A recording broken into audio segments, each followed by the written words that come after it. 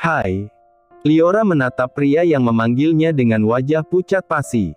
Liora langsung berdiri. Saka, kau di sini. Tentu saja saudariku, jawab Saka sembari menyeringai. Liora bergidik ngeri melihat tatapan Saka, tapi bukan itu yang membuatnya pucat pasi. Liora melihat 3 pria lainnya yang berdiri tegak di belakang Saka, seolah memberikan sinyal bahaya. Oh, kalau begitu aku akan ke sana dulu, ujar Liora mencoba untuk tetap bersikap tenang. Namun, Saka menahan bahu Liora. Eits, tunggu dulu. Kau harus mendengarkanku lebih dulu atau kalau tidak, orangku yang di sana akan membawa putrimu. Apa maumu sebenarnya? Pekik Liora. Saka mendesis dan menempelkan telunjuknya di bibir Liora. Tubuh Liora mulai gemetaran. Dia seperti Dehavu pernah berada di posisi seperti ini. Mas Ehsan, cepatlah datang, gumam Liora dalam hati. Sekarang ikut denganku. Kalau tidak, aku akan membuat putrimu lenyap dari pandanganmu.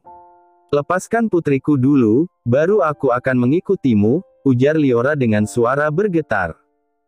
Sementara itu, Ehsan yang baru selesai mengurus pekerjaannya tiba-tiba ponselnya bergetar. Brian, gumamnya. Ehsan merasa aneh karena pria itu melakukan panggilan video. Namun, mau tak mau Ehsan akhirnya mengangkat panggilan itu. Ada apa? Cepat susul Liora ke taman, dia sepertinya dalam bahaya. Aku akan mencoba mengulur waktu. Cepat. Ehsan segera mematikan sambungan telepon dari Brian dan berlari turun. Kamu mau kemana, San? Nyusul Liora, mah. Tapi itu bara di depan. Hah. Ehsan menghentikan langkahnya dan langsung bergegas keluar. Bro, gue. Stop, jangan ngomong apa-apa dulu, sekarang tolong bantu gue. Liora dalam bahaya. Ehsan menarik bara menuju mobil pria itu. Bara yang tahu bagaimana Ehsan bila sedang cemas, langsung duduk di kemudi dan langsung menjalankan mobilnya. Liora mengedarkan pandangannya. Taman saat itu memang cukup ramai, tapi orang-orang yang berlalu lalang seakan tak peduli. Liora berpikir jika dia berteriak minta tolong, bagaimana dengan Kimora? Sebenarnya apa yang kau inginkan, Saka? Aku tidak pernah mengganggu keluarga kalian. Aku hanya ingin kakakku bahagia. Dengan merebut kebahagiaan orang lain. Tanya Liora. Namun, tanpa disangka Saka menamparkan Liora dengan keras. Jaga bicaramu. Kau memintaku menjaga bicara. Sedangkan kau tidak menjaga sikapmu. Diam. Tangan Saka sudah kembali terangkat.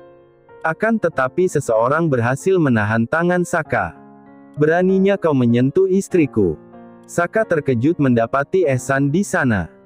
Ehsan menoleh sesaat ke arah sang istri dan melihat bekas tangan Saka ada di sana. Kemarahan semakin menyelimuti hati Ehsan. Tanpa bisa dicegah, Ehsan langsung memasukkan pukulan telak ke rahang Saka. Brengsek. Pekik Saka. Saat pria itu akan membalas, Ehsan kembali menghantam wajah Saka. 3 orang yang berdiri di belakang Saka berniat untuk membantu, tapi Bara segera menahannya. Kini Bara menghadapi 3 orang sekaligus. Sedangkan Liora mengedarkan pandangannya mencari keberadaan Mina dan Kimora. Liora melihat Mina berjalan di depan Brian. Kini Liora lega, dia kembali menoleh ke arah Ehsan yang sedang memukuli Saka. Ehsan terlihat beberapa kali melakukan pukulan. Dia kalap setelah melihat wajah Liora tadi. Bara dan Brian langsung menahan tubuh Ehsan. Udah, bro. Dia bisa mati. Biar saja sampah sepertinya mati, beraninya dia menamparkan istri gue, ujar Ehsan berapi-api. Udah, biar mereka kita yang urus. Lo bawa istri lo pulang dulu. Dia pasti trauma dengan kejadian ini. Ucapan Bara berhasil membuat Ehsan melepaskan tangannya dari Saka. Bara menyerahkan kunci mobilnya pada Ehsan. Ehsan segera mendekati Liora. Wanita itu langsung menghambur memeluk suaminya itu. Tubuh Liora berguncang karena menangis. Ehsan berkali-kali mencium puncak kepala Liora dan mengusap punggungnya. Sudah, sayang. Kamu jangan takut lagi. Ada aku. Aku takut, Mas. Dia mengancam mau memasteris Nuh Kimura. Aku takut, lirih Liora. Ehsan tiba-tiba mengepalkan tangannya dan langsung melepas pelukannya di tubuh Liora. Dia kembali berbalik menghampiri Saka. Lo mau apa lagi, San? Tanya Bara geram. Si brengsek ini mengancam akan memasteris Nuh Kimura, Bar. Gimana gue bisa sabar? Ujar Ehsan. Wah, brengsek emang. Bara memukul Saka hingga pria itu pingsan. Tak lama polisi yang dipanggil Brian tiba. Brian menceritakan kronologi kejadian pada polisi. Setelah digeledah, ternyata Saka dan seorang pria komplotannya memang membawa senjata tajam. Brian bahkan mengatakan pemukulan itu terjadi karena Saka memukul Liora. Melihat ada polisi, Liora takut jika suaminya sampai bermasalah karena telah memukul Saka. Mas, mereka enggak akan nangkep kamu, kan? Kamu tenang aja, sayang. Paling aku hanya akan menjadi saksi karena dia memiliki senjata. Dan kita hanya membela diri. Ayo sekarang kita pulang. Ehsan, Liora, Mina, dan Kimura kini sudah ada di dalam mobil. Tak sampai 5 menit mobil telah sampai di kediaman Ehsan. Ehsan membawa masuk Liora dan meminta Mina untuk mengganti pakaian Kimura. Enggak usah, Mas. Biar aku aja yang urus Kimura. Liora mengambil Kimura dari gendongan Ehsan. Dari sorot mata Liora masih tampak terlihat kecemasan yang begitu ketara. Loh, Li. Kamu kenapa? Tanya Mama Kinar, dia mengangkat dagu Liora. Wajah menantunya yang putih mulus tercetak gambar tangan, sudut bibir Liora juga terlihat seperti ada robekan. Ini siapa yang lakuin ke kamu? Tanya Mama Kinar, dia menatap tajam ke arah putranya. Bukan aku, Mah. Tadi saudara Liora datang gangguin Liora. Terus. Ya udah, aku gebukin dia. Siapa? Saka, Mah. Udah Mama duga. Dari dulu keluarga mereka itu toksik semua. Udah sekarang bawa Liora istirahat. Mama mau cerita ini ke ibu kamu. Jangan, Mah. Nanti mereka khawatir sama aku. Ya itu normal. Kamu anak mereka dan kamu satu-satunya keturunan mereka yang tersisa. Udah, kamu istirahat aja. Gimana pun orang tua kamu harus tahu. Mereka berhak tahu, kalau anak mereka baru saja disakiti oleh sepupunya sendiri. Jangan cuma bisanya diem ngalah terus. Jadi orang baik itu juga pakai aturan. Jangan terlalu ngasih hati sama orang yang sama sekali enggak punya hati. Nanti malah nyesel. Mama Kinar segera keluar rumah, meninggalkan Liora dan Ehsan yang masih terbengong. Maafin omongan Mama, ya, sayang. Enggak apa-apa, Mas. Omongan Mama ada benarnya juga. Semakin kita sering diam semakin kita sering disakiti oleh mereka. Ya udah, ayo kita ke kamar. Aku mau obatin memar di pipi dan bibir kamu, Bu. Liora dan Ehsan naik ke kamar mereka. Ehsan mengambil kotak obat sedangkan Liora membawa putrinya ke kamar mandi. Liora memandikan Kimura dengan air hangat. Selama memandikan Kimura, air mata Liora tak berhenti menetes.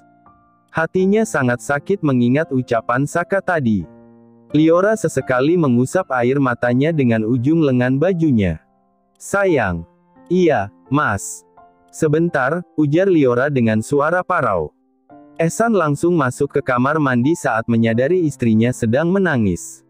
Ayo, anaknya dibawa ke kamar dulu. Ibunya jangan nangis lagi. Nanti Kimura lihat kamu nangis jadi sedih. Ehsan merangkul bahu Liora. Dia bagai seorang ayah yang sedang membujuk anaknya. Usai mengganti baju Kimura dan menyusui Kimura hingga terlelap, Liora terdiam sembari menatap Kimura. Sini, Bu. Kamu diobati dulu. Iya, Mas.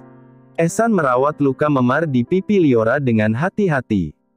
Meskipun tatapan Ehsan mendadak berubah dingin, namun sebisa mungkin dia tetap terlihat biasa saja di hadapan Liora. Liora mendesis saat Ehsan mengobati luka di bagian bibirnya. Sakit Mas. Ehsan refleks meniup luka yang telah diberi salep olehnya. Jantung Liora berdebar tak karuan saat jarak wajahnya dengan Ehsan terasa sangat dekat. Ehsan menatap Liora yang berubah gugup. Dengan gemas, Ehsan malah justru menempelkan bibirnya ke bibir Liora. Sepandai-pandainya kita menyimpan bangkai, suatu saat pasti akan tercium juga. Begitulah istilah yang tepat untuk menggambarkan ulah Amara dan Saka adiknya. Sepintar-pintarnya mereka menyembunyikan masalah yang mereka buat, pada akhirnya, Anita, ibu mereka, mengetahui masalah ini. Saka dan keempat orang rekannya kini sedang meringkuk di balik jeruji dan sedang menunggu salah satu keluarganya datang untuk membebaskan dirinya. Tubuhnya terasa sakit. Sekujur tubuhnya terasa ngilu. Ehsan benar-benar serius menghajarnya hanya karena sebuah tamparan di pipi Liora. Saka tiba-tiba tertawa. Polisi hanya mendiamkannya. Mereka telah mengambil sampel urin Saka dan kawan-kawan. Kuat dugaan pria itu berada di bawah pengaruh obat-obatan terlarang, karena polisi telah menggeledah mobil yang dipakai oleh Saka dan menemukan beberapa butir pil ekstasi dan beberapa gram sabu. Anita meraung saat mendengar kabar anaknya melakukan tindakan kejahatan. Terlebih lagi korban yang disebut oleh polisi adalah keponakannya sendiri. Ini semua pasti karena kamu, Mara. Gara-gara kamu, adikmu sekarang di kantor polisi. Kenapa aku yang disalahkan? Saka itu juga punya otak, seharusnya dia mikir. Setelah mengatakan itu, Amara merasa perutnya seperti diaduk-aduk, dia berlari ke wastafel dan muntah. Anita semakin keras menangis. Apa yang harus Mama katakan pada mendiang ayah kalian nanti? Mama sudah gagal mendidikmu dan Saka. Udah deh, Mah. Jangan banyak bicara. Sekarang mendingan Mama pikirkan bagaimana supaya bisa Saka bebas. Mama tidak akan melakukan apa-apa. Benar ucapan kakek kalian, Mama telah salah mendidik kalian. Mama sudah salah memanjakan kalian. Ah, berisik banget sih Mama ini, kata Amara gusar. Akhir-akhir ini dia sering merasakan gejala seperti wanita hamil. Amara curiga jika dirinya memang sedang berbadan dua. Apalagi terakhir kali dirinya melakukan dengan pria tanpa pengaman. Anita syok mendengar ucapan putrinya. Putri yang dia besarkan dengan segala limpahan kasih sayang. Namun, kini putrinya justru membalas dengan melempar kotoran di wajahnya. Anita mundur dengan terhuyung. Dia benar-benar telah gagal. Dia pergi meninggalkan putrinya. Anita memilih mengurung diri di kamar. Sementara itu, di kediaman keluarga Ehsan, keluarga besar mereka telah berkumpul. Bahkan kakek Dharma juga ikut serta. Amar menyentuh wajah putrinya yang masih lebam dan luka. Ada sorot kemarahan dari wajah pria paruh baya itu. Ini pasti sakit sekali. Ayah, aku benar-benar tidak apa-apa. Ehsan, bawa istrimu ke rumah sakit untuk visum. Kita bawa kasus ini ke jalur hukum. Iya, jawab Ehsan. Mas, tapi apa tidak apa-apa melaporkan Saka ke kantor polisi? Tanya Puspa. Memangnya kenapa? Dia sudah berlaku kriminal. Dan sudah sepantasnya dia dihukum, ujar Dharma. Kau lihat sendiri, Puspa. Apa kau masih akan tetap diam kalau putrimu kembali jadi korban? Aku sudah cukup kehilangan Farah. Aku tidak mau kehilangan putriku yang lain. Puspa langsung diam sambil menangis. Maafkan Mama, Lily. Ayolah, ku mohon jangan seperti ini, jangan bertengkar hanya karena aku. San, lekas bawa Liora ke rumah sakit. Kali ini perintah Amar tidak dapat dibantah. Ehsan segera membawa istrinya keluar dari ruangan itu. Liora sesekali masih menoleh ke ruang keluarga. Dia khawatir orang tuanya akan bertengkar karena dirinya. Mas, sudah, ayo kita ke rumah sakit. Biar ayahmu yang mengambil keputusan. Tapi, Mas, aku tidak mau sampai membuat ayah dan ibu bertengkar. Sayang, wajar jika ayah marah. Saka sudah sangat keterlaluan. Ibu tidak bisa terus-terusan meminta ayah untuk mengalah. Ini semua soal harga diri.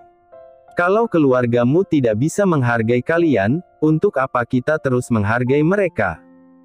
Ehsan membawa Liora masuk ke mobil. Wanita itu diam, mungkin apa yang dilakukan ayahnya ada benarnya, tapi ibunya juga tidak bersalah. Pasti ibunya juga memikirkan perasaan kakek. Karena mau bagaimanapun semua peristiwa ini pasti akan melukai perasaan kakeknya. Setelah kepergian Ehsan dan Liora, Amar menghubungi seseorang. Tatapannya masih terlihat tajam dan begitu marah. Halo, Aska. Ini Om, bisakah kamu membantu Om memproses tadi yang Om bicarakan denganmu? Ya, jika begitu terima kasih, aku tunggu kabar darimu. Satya menatap sahabatnya, dia tahu siapa Aska dan bagaimana sadisnya Aska jika mulai menangani sebuah kasus.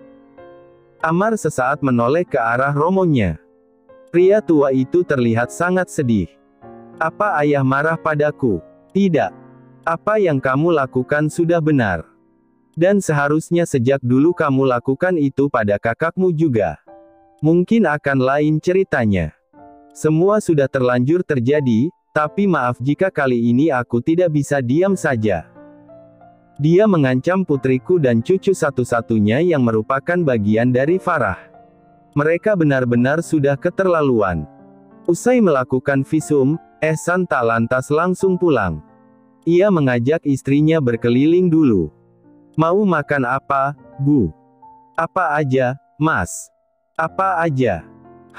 Ini pilihan yang sulit. Makan gudeg aja gimana? Boleh. Ehsan segera memacu mobilnya menuju ke Jalan Slamet Riyadi. Ia berbelok ke sebuah tempat makan bernama Gudeg Adem Ayem. Di tempat itu tidak hanya menyajikan gudeg, akan tetapi banyak pilihan menu olahan. Liora tampak gelisah. Ehsan tahu jika istrinya masih kepikiran yang di rumah. Bu, kok gelisah sih? Aku masih kepikiran ayah dan ibu, Mas. Kamu tenang aja, semuanya akan baik-baik saja. Tak lama pesanan mereka sampai. Ehsan makan dengan lahap, sedang Liora makan dengan hati-hati karena bibirnya masih terluka. Biasanya Ehsan akan banyak berbicara, tapi kali ini pria itu tampak anteng. Dia sudah selesai makan, dan ia kini mengusap lembut punggung istrinya. Nanti abis ini ikut aku ke gudang sebentar, ya? Iya, Mas. Setelah membayar makanannya, Ehsan membawa Liora ke kantornya. Setibanya di depan tempat kerja Ehsan, Liora turun dari mobil dibantu oleh suaminya. Kamu tunggu di ruanganku ya, aku mau meeting sebentar. Liora masuk ke ruangan Ehsan. Dia duduk di sofa panjang. Kepalanya sengaja ia rebahkan di sandaran. Karena perutnya kenyang, rasa kantuk perlahan mulai menguasai diri perempuan itu. Liora akhirnya jatuh terlelap. Ehsan baru saja selesai mengadakan meeting, saat memasuki ruangannya ia tersenyum melihat istrinya terlelap. Ehsan tak ingin mengganggu Liora, istrinya itu memang butuh istirahat. Liora membuka mata setelah sejam tertidur. Dia menatap wajah serius Ehsan yang sedang bekerja. Perlahan Liora berjalan mendekati Ehsan. Pria itu tersenyum melihat istrinya telah bangun.